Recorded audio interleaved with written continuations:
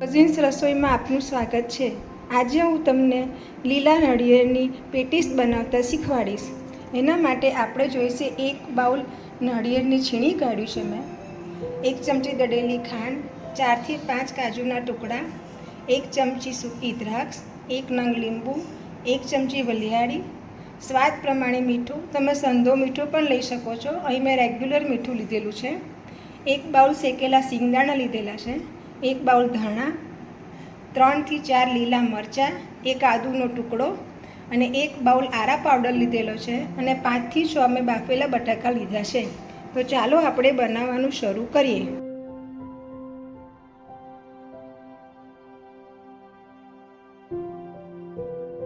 પેટીસનું ઉપરનું લેયર બનાવવા માટે મેં સૌપ્રથમ બધા બટાકાને મેશ કરી દીધા છે, અંદર સ્વાદ પ્રમાણે મીઠું અને આપણે જે આરા પાવડર લીધો હતો એ બધું અંદર એડ કરી દીધેલો છે। હવે આપણે એનો સરસ બધું ભેગું કરી દઈશું અને સરસ લોટ બાંધીએ એવું આપણે એને તૈયાર કરવાનું છે। જો બટાકામાં પાણી વધારે હોય કાં તો બટાકા વધારે ચડી ગયા હોય તો એની અંદર આપણે આરા પાવડર 1 થી 2 ચમચી આપણે વધારે ઉમેરી શકીએ છીએ। બધું સરસ મિક્સ કરી દીધા પછી આવો આપણે લોટ તૈયાર થઈ જશે। હવે આપણે એનું અંદરનું ફિલિંગ બનાવવાનું શરૂ કરીએ। અંદર ફિલિંગ કરવા માટે આપણે સૌ પ્રથમ જે કોપરાનું છીણ લીધું હતું એને આપણે એક બાઉલમાં લઈ લઈશું। ત્યાર પછી મેં સિંગદાણાને સરસ રીતે ક્રશ કરી દીધેલા છે, એને આપણે ભેગું કરી દઈશું। એની અંદર થોડી દ્રાક્ષ, થોડા કાજુના ટુકડા, વાટેલા આદુ મરચાં, 1 ચમચી દળેલી ખાંડ,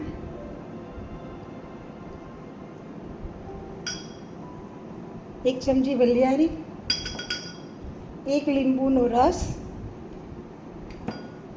અને સ્વાદ પ્રમાણે મીઠું નાખી અને બધું આપણે સરસ રીતે મિક્સ કરી દઈશું। આમાં મેં ધાણા ધોઈને લીધેલા છે। ઘણા જણ ફરાળમાં ધાણા ખાતા નથી હોતા, એટલે આપણે જો ખાતા હોય તો આપણે ધાણા અંદર એડ કરીશું, નહીંતર આપણે નહીં કરીએ। લીલું નાળિયેર હોવાથી એમાંથી સરસ દૂધ છૂટે છે, એટલે આવું સરસ વરાય એવું આપણું ટેક્સચર તૈયાર થાય છે। હવે આપણે આના ગોળા વાળી દઈશું। આપણે જે સ્ટફિંગ તૈયાર કર્યું છે એ આપણે હવે આની અંદર ભરી દઈશું। મેં જે લોટ બાંધ્યો હતો એની આવી થેપલી કરી દીધી છે, પછી એની અંદર હું થોડું સ્ટફિંગ ભરી દઈશ।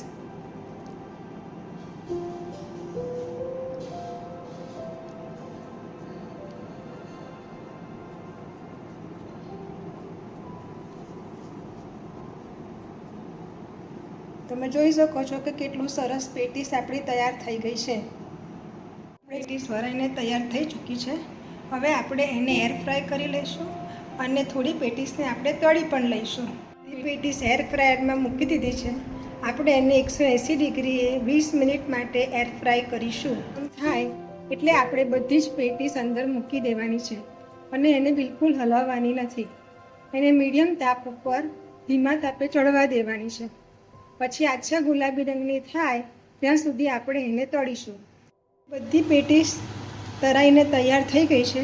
સૌ પ્રથમ મેં એને ફાસ્ટ તાપે રાખી હતી અને પછી ધીમા તાપે એને 2 મિનિટ સુધી આપણે રાખીશું, એટલે એવો આછો ગુલાબી રંગ પેટીસનો આવી જશે।